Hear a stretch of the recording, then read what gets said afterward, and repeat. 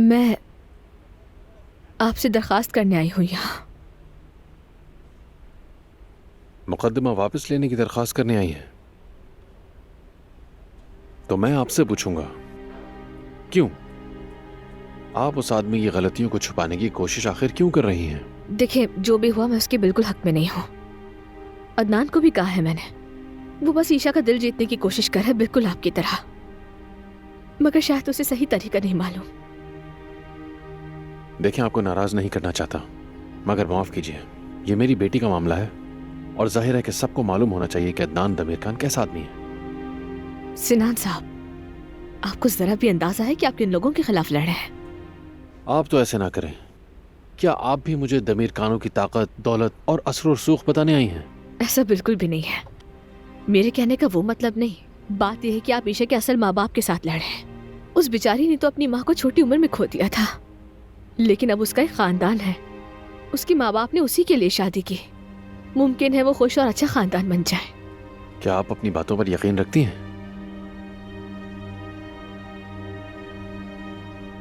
अफसोस हो रहा है मुझे आपके ऊपर।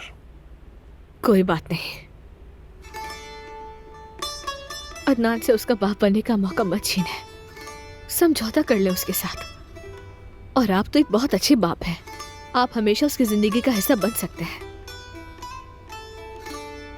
मगर अदनान के लिए तो ये बिल्कुल नई बात है। उसे सीखने का मौका तो दे, उसे आजमाने दे। उससे यह हक इस तरह बिल्कुल मत छीने।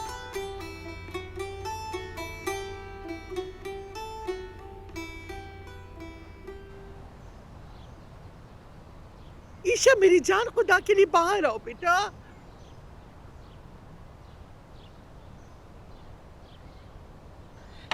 ईशा मेरी जान, खोल दो दरवाजा। दादी जान, क्या हुआ? अरे शुक्र है कि तुम आ गए बेटा। ईशा को कुछ हुआ है क्या? अंदर खुद को बंद कर लिया है और दरवाजा नहीं खोल रही। ईशा जान देखो, हम वापस आ गए हैं, दरवाजा खोलो। क्या कुछ हुआ है? वो नाराज है, तुम्हारे पास जाना चाहती थी और जब हमने कहा कि तुम नहीं जा सकती तो उसने खुद को अंदर बंद कर लिया। मेरी जान हम आ गए हैं, चलो जल्दी दरवाजा खोलो। वहाँ अंदर उसके लिए कोई खतरा तो नहीं? ईशा बेटा, चलो दरवाजा खोलो मेरी जान। मैं नहीं खोलूंगी।